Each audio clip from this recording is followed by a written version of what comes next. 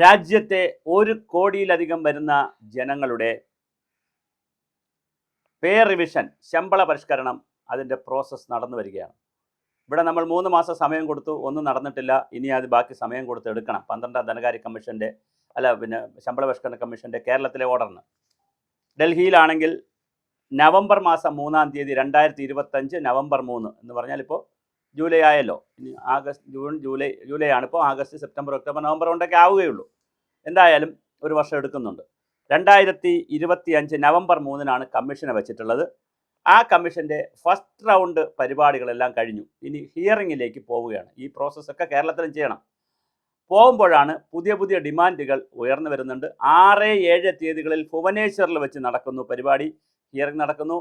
കൊൽക്കത്തയിൽ വെച്ച് 9-10 തീയതികളിൽ ഇത് നടക്കുന്നു. അപ്പോൾ ഇതിനെ സംബന്ധിച്ച് വലിയ ഡിമാൻഡുകളാണ് സർവീസ് സംഘടനകൾ മുന്നോട്ട് വച്ചിരിക്കുന്നത്. സർവീസ് സംഘടനകൾ പറയുന്ന പ്രധാനപ്പെട്ട ഒരു കാര്യം മെറ്റേണിറ്റി ആക്ട് 1961 അനുസരിച്ചുള്ള കാര്യങ്ങൾ കിട്ടണം. അതനുസരിച്ച് മെറ്റേണിറ്റി അലവൻസ് കിട്ടണം എന്നുള്ളതാണ് സ്ത്രീകളുടെ ഡിമാൻഡ്.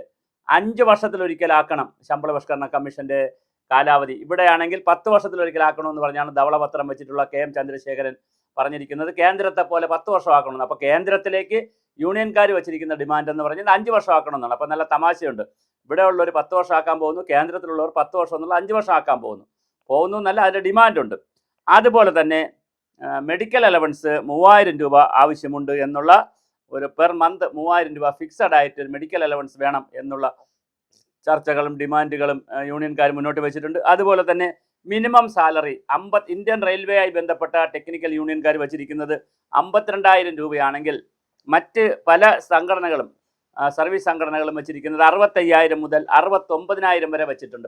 ചിലർ 65,000 രൂപയാണ് പറയുന്നത്, ബേസിക്കാണ്, തുടക്ക സാലറിയാണ്. ചിലർ 69,000 രൂപ പറയുന്നുണ്ട്. എന്തായാലും വലിയ സാലറി സ്കെയിലാണ് പറയുന്നത്. ചിലപ്പോൾ ഒരു 10-50,000 രൂപയൊക്കെ കൊടുക്കുമായിരിക്കും. അത്രയൊക്കെ നടക്കാൻ സാധ്യതയുള്ളൂ. പക്ഷേ എന്തായാലും വലിയ ഡിമാൻഡാണ് വെച്ചിരിക്കുന്നത്. അതുപോലെ ഫിറ്റ്മെൻറ്റ് അലവൻസിനെ കുറിച്ചും വലിയ ചർച്ച നടക്കുന്നുണ്ട്. ഫിറ്റ്മെൻറ്റ് അലവൻസും വലിയ തോതിൽ വേണം എന്നുള്ളതാണ് സർവീസ് സംഘടനകളുടെ ആവശ്യം.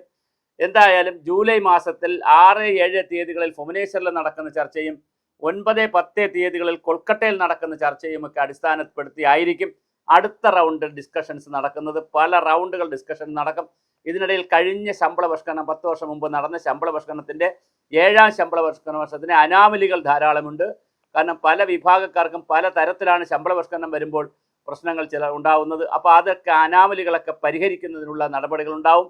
സർവീസ് സംഘടനകളുമായിട്ടുള്ള ഹിയറിംഗ് ഉണ്ട്, പബ്ലിക് ഹിയറിംഗ് ഉണ്ട്. അതാണ് ഇപ്പോൾ ഭുവനേശ്വറിലും കൊൽക്കത്തയിലും നടക്കുന്നത്. രാജ്യത്തിൻ്റെ വിവിധ ഭാഗങ്ങളിൽ ഇത്തരത്തിലുള്ള പിന്നെ വെബ്സൈറ്റുകൾ വഴി അവർ ഓൺലൈനിൽ സജഷൻസ് സ്വീകരിക്കും. പലതരത്തിൽ ഒരു വലിയ പ്രോസസ്സാണിത്.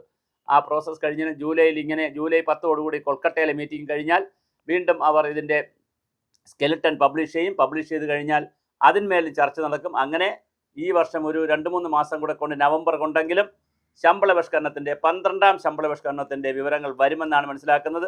അങ്ങനെ വരുമ്പോൾ 1 കോടി വരുന്ന ഇന്ത്യയിലെ സർക്കാർ ഉദ്യോഗസ്ഥർക്കും അത്ര തന്നെ അതിനേക്കാൾ കൂടുതൽ വരുന്ന പെൻഷൻകാർക്കും DRഉം DAയും ഒക്കെ സംബന്ധിച്ചുള്ള ധാരണകളെക്കുറിച്ചും അതുപോലെ ശമ്പള പരിഷ്കരണത്തിൻ്റെ പുതുക്കിയ ശമ്പള പരിഷ്കരണ ബില്ല് വരികയും ചെയ്യാനുള്ള എല്ലാ സാധ്യതയുമുണ്ട്. അപ്പോൾ അതാണ് ഇതിൻ്റെ ഒരു കണക്കായി നമ്മൾ പറയുന്നത്. അപ്പോൾ കൃത്യമായി ശമ്പള പരിഷ്കരണം രാജ്യത്ത് 8ാം ധനകാര്യ കമ്മീഷൻ്റെ പേ റിവിഷൻ കമ്മീഷൻ പരിപാടി നടന്നു വരികയാണ്. അതിൻ്റെ അപ്ഡേറ്റാണ് നമ്മളിപ്പോൾ ചെയ്തിട്ടുള്ളത്. വിവിധ ഘട്ടങ്ങളിലാണ് അതുള്ളത്. അപ്പോൾ അത് 8ാം ധനകാര്യ കമ്മീഷനാണ്. 5 വർഷത്തിലൊരിക്കൽ ആക്കണം എന്നുള്ള ഡിമാൻഡ് ഉണ്ട്. പക്ഷേ അത് 10 വർഷത്തിലൊരിക്കലാണ്. ഇപ്പോൾ ആ ഡിമാൻഡ് മാറ്റാൻ സാധ്യതയില്ല. എന്നാൽ ശമ്പളത്തെ സംബന്ധിച്ചുള്ള ചില ഡിമാൻഡുകളൊക്കെ അംഗീകരിച്ചേക്കാം. മെറ്റേണിറ്റി ലീവിനെ സംബന്ധിച്ച് പറയാം. ഫാമിലി മെഡിക്കൽ റീഇംബേഴ്സ്മെൻറ്റ് പരിപാടി 30% ആക്കണമെന്നൊരു നിർദ്ദേശവും വന്നിട്ടുണ്ട്. അങ്ങനെ പല നിർദ്ദേശങ്ങളാണ് സർവീസ് സംഘടനകൾ മുന്നോട്ട് വെച്ചിട്ടുള്ളത്. പക്ഷേ അതിലേതൊക്കെയാണ് ഗവൺമെൻറ് എടുക്കുക, അല്ലെങ്കിൽ പേ കമ്മീഷൻ എടുക്കുക, ഏതൊക്കെ എടുക്കില്ല നമുക്കിപ്പോൾ പറയാൻ കഴിയത്തില്ല. അങ്ങനെ പേ കമ്മീഷൻ ഗവൺമെൻറ്റിന് റിപ്പോർട്ട് കൊടുത്തു കഴിഞ്ഞാൽ പിന്നെ അത് ചർച്ച ചെയ്ത് ക്യാബിനറ്റിലേക്കൊക്കെ പോയി ഫിനാൻസുകാരൊക്കെ വെറ്റ് ചെയ്ത് ക്യാബിനറ്റിലേക്ക് പോയി ക്യാബിനറ്റ് പാസ്സാക്കി കഴിഞ്ഞാൽ 8ാം ധനകാര്യ കമ്മീഷൻ ശമ്പള പരിഷ്കരണ കമ്മീഷൻ്റെ റിസൾട്ട് പുറത്തു വരും. അപ്പോൾ നമുക്ക് അറിയാൻ പറ്റും, നേരത്തെ സൂചിപ്പിച്ചതുപോലെ 52,000 ആണോ, റെയിൽവേക്കാർ ആവശ്യപ്പെട്ടത് 52,000 ആണോ, മറ്റ് സർവീസ് സംഘടനകൾ ആവശ്യപ്പെട്ടതുപോലെ 65,000 ആണോ, 69,000 ആണോ, ബേസിക് സാലറി എത്ര എന്നുള്ളത് ഉൾപ്പെടെയുള്ള കാര്യങ്ങളും ഫിറ്റ്മെൻറ്റ് അലവൻസ് എത്ര എന്നുള്ളതും നമുക്ക് കൃത്യമായി അറിയാൻ അപ്പോൾ മാത്രമേ കഴിയുകയുള്ളൂ. എന്തായാലും ഇത് വലിയ പ്രോസസ്സിലാണ്. ആ പ്രോസസ്സ് ജനങ്ങളെ അറിയിക്കുക, ഉദ്യോഗസ്ഥരെ അറിയിക്കുക എന്നുള്ളൊരു വലിയ സതുദ്ദേശത്തോടു കൂടിയാണ് നാം ഈ വീഡിയോ ചെയ്തിരിക്കുന്നത്.